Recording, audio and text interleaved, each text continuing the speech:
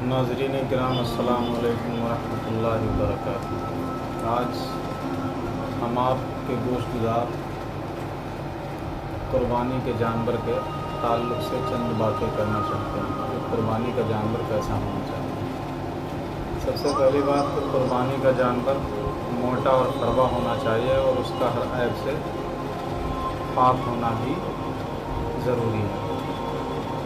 कुर्बानी का जानवर बेऐब होना ज़रूरी है। अगर थोड़ा सा ऐब है तो कुर्बानी मकरूह है, और अगर ज़्यादा ऐब है तो कुर्बानी होगी ही नहीं।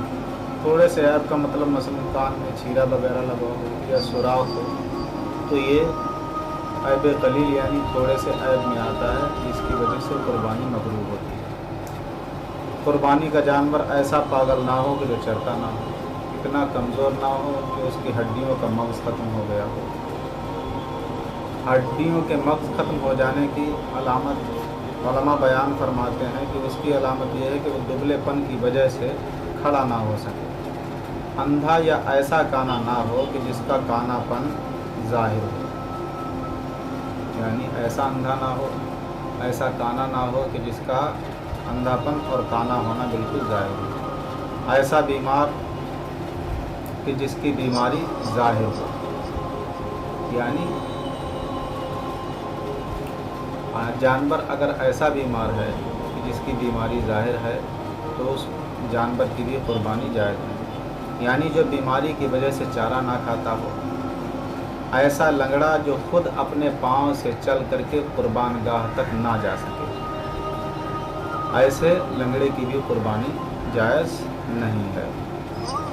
जिसके पैदाइशी कान ना हो, ऐसा जानवर भी ना हो कुर्बानी के लिए कि जिसके पैदाइशी कान ना हो, या एक कान ना हो। वहशी यानी जंगली जानवर जैसे नील गाय है, जंगली बकरा है, खुंसा जानवर है। खुंसा जानवर यानी जिसके नर और मादा दोनों की अलामतें हों, या जलाला ना होना चाहिए। जलाला का मतलब ये है कि ऐसा जानवर कि जो सिर्फ गलीज़ गंदगी खा करके अपना गुजारा करता है, जलाला ना हो जो सिर्फ गलीज़ खा करके अपनी ज़िंदगी गुजर बसर करता है। या जिसका एक पाँव काट लिया गया हो, एक पाँव जिसका काट लिया गया हो, उसकी भी कुर्बानी जायज़ नहीं है। कान, दुम या चक्की, चक्की कहते हैं घुटने की हड्डी को, तो कहते हैं कान, दुम यानी कान और पूँछ और दुम और चक्की यानी घुटने की हड्डी 1/3 से ज़्यादा कटे नहीं होना चाहिए। यानी अगर 1/3 से ज़्यादा कटे हुए हैं तो इनकी भी कुर्बानी नहीं होगी। नाक कटी नहीं होना चाहिए, यानी नाक अगर कटी है तो उस जानवर की कुर्बानी नहीं होगी। ऐसा जानवर कि जिसके दांत ना हो, उसकी भी कुर्बानी नहीं होगी। यानी दांत ना हो मतलब दांत झड़ गए हों। थन कटे हुए ना हो, यानी ऐसा जानवर कि जिसके थन कटे हुए हों तो उसकी भी कुर्बानी जायज़ नहीं होगी। थन कटे हुए ना हो या खुश्क ना हो गए हों, अगर थन खुश्क हो गए हैं तब भी जो है क्या उनकी कुर्बानी जायज़ नहीं है।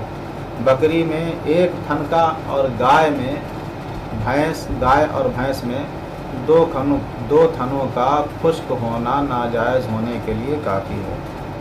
जिसके पैदाइशी सींग ना हो उसकी कुर्बानी जायज़ है, और अगर सींग थे मगर टूट गए, अगरचे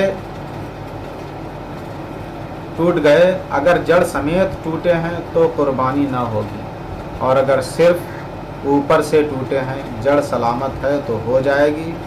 कुर्बानी करते वक्त जानवर उछला कूदा जिसकी वजह से ऐब पैदा हो गया, ये ऐब मुज़िर नहीं, यानी कुर्बानी हो जाएगी। तो कुर्बानी के जानवर में सबसे पहली चीज़ यही है कि उसको बेऐब तलाश कीजिए कि उसमें कोई ऐब और नुक्स ना हो।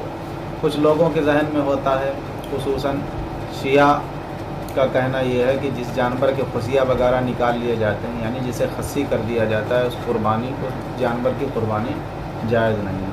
ये अक़ीदा सुन्नियों में भी रिवाज पकड़ रहा है। हालांकि جانور کے خصیہ نکال دینا یہ عیب میں داخل نہیں ہے، بلکہ آپ اپنی نظروں سے مشاہدہ کرتے ہیں جن جانوروں کے خصیہ وغیرہ نکال دیے جاتے ہیں، بکرا یا دمبا وغیرہ دیکھ لیجئے تو ان جانوروں میں اور زیادہ خوبصورتی پیدا ہو جاتی ہے، تو وہ عیب نہیں ہے۔ لہذا اگر کسی جانور کے خصیہ وغیرہ نکال دیے گئے ہوں، خصی کر دیا گیا ہو، تو بلا شبہ اہل سنت احناف کے نزدیک ان جانوروں کی قربانی جائز ہے۔ اللہ رب العزت ہم سب کو عقل سلیم عطا فرمائے اور قربانی کے فیوز و برکات سے بھی مالا مال